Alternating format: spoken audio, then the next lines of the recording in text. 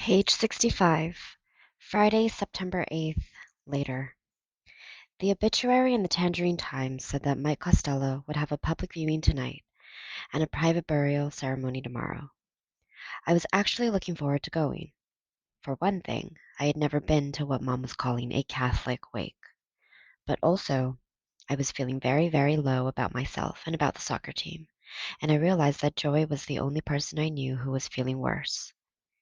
He was someone who even could feel sorry for.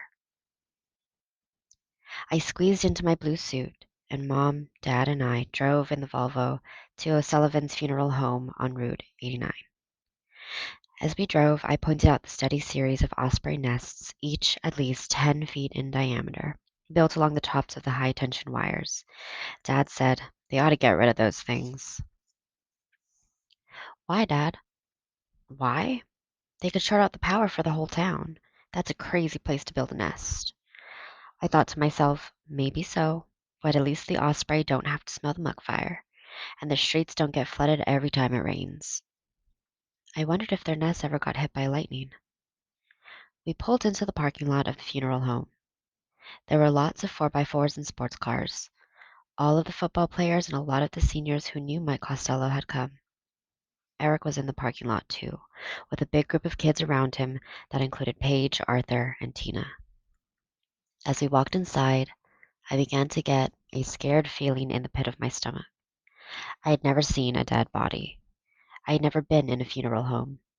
There was a powerful scent of flowers, too powerful, as we paused in the lobby. Two separate viewings were happening. The viewing for Michael J. Costello was taking place in the room to the right. As soon as the wooden doors opened, I could see him, Mike Costello. He was laid out in a casket.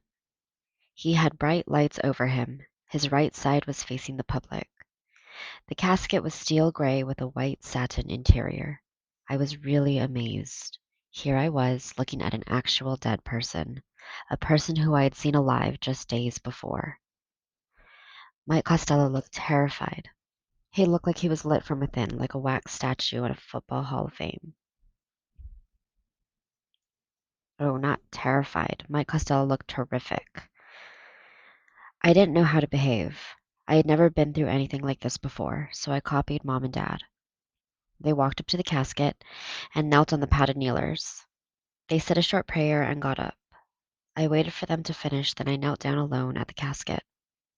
Closer up, Mike Costello didn't look so terrific. There was no hair on the left side of his head. There was no hair on his left hand either. I got back up and looked for Mom and Dad. They were waiting behind another couple for a chance to speak to Mr. and Mrs. Costello. I walked up and stood with them. I was surprised to hear how light their conversation was. They weren't even talking about Mike. They were talking about the lake at our development and about what might be happening to the koi. I looked around for Joey, but I didn't see him. I saw football players and cheerleaders and student council types spread out all over the room. Mr. Burgess was there. So were Coach Warner and the other football coaches. When it was our turn to talk to the Costellos, Mom expressed how sorry we all were about the terrible accident. I just muttered, "I'm sorry," and shook hands with them. Mrs. Costello said, "Joey will be glad to see you here. I know he wants to talk to you. He wants to ask you something." The room was just about filled, mostly with high schoolers and adults, but then I did see a group of middle school kids coming in, and Joey was with them. A girl from our math class named Kara Clifton, gave him a big hug right in front of everybody. In fact, she kind of hung on him. Then she and the rest of the middle school kids went over and found seats. Everybody in the room seemed to be sitting down. Joey was alone for a minute, so I went over and said, "How's it going?" "Hey, Fisher, it's going. What's happening at soccer practice?" "I don't know, I got kicked off the team." "Yeah, right. No, no kidding. I really did. I got kicked off." "No way." "Yeah, way. Look, the priest just came in. I gotta go sit down. But I want to hear about this. Gotta ask you something, too."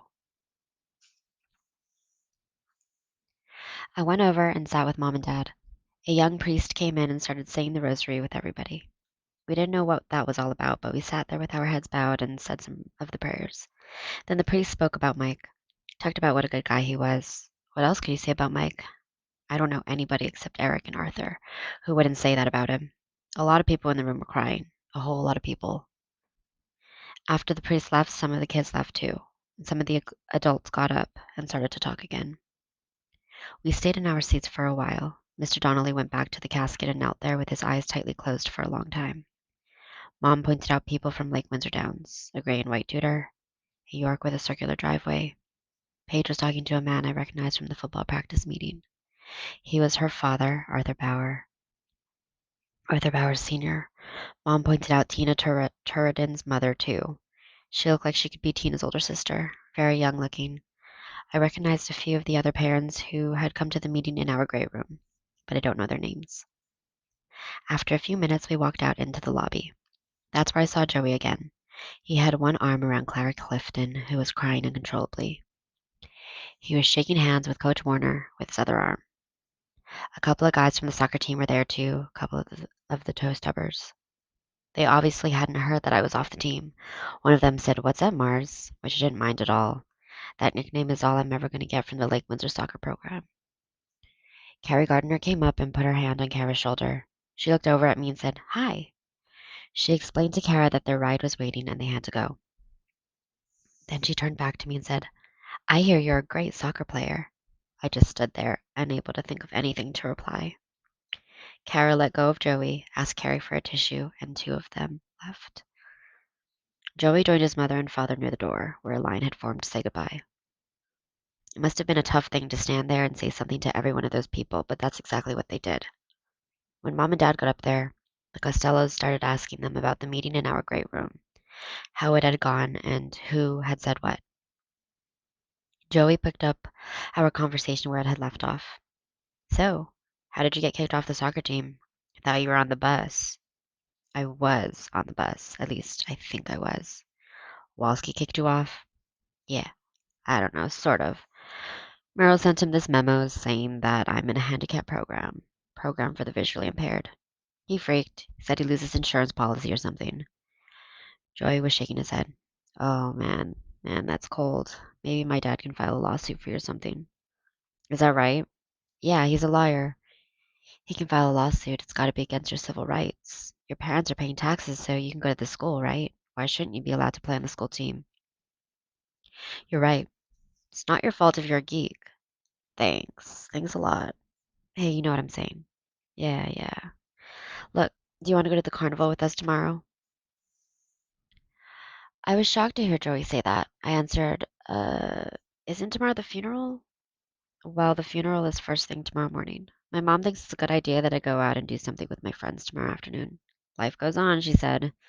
"We've been doing nothing but all this funeral stuff, since it happened. So she says I need to get out and do something to take my mind off it." He looked over toward his parents. They're more worried about me now that they're more worried about me now than they are about Mike. You know what I'm saying? I looked at Joey's parents, then at mine. He asked me again, "So, you up for it? For the carnival?" "Yeah, sure, I guess. I don't know anything about it. I heard the announcements about it at school." "It's pretty cool for Tangerine. It's low rent, but it's cool in a low rent kind of way. I'll call you tomorrow afternoon." "Yeah, all right." Mom and Dad and the Costellos finished their conversation. I wish I knew what they talked about. It must have been serious because Mom and Dad didn't exchange another word all the way home. That was all right with me. I needed time to think. I looked out the window at the starry night, at the high tension wires and the osprey nests, and I thought over and over again about what I could have said back to Carrie Gardner.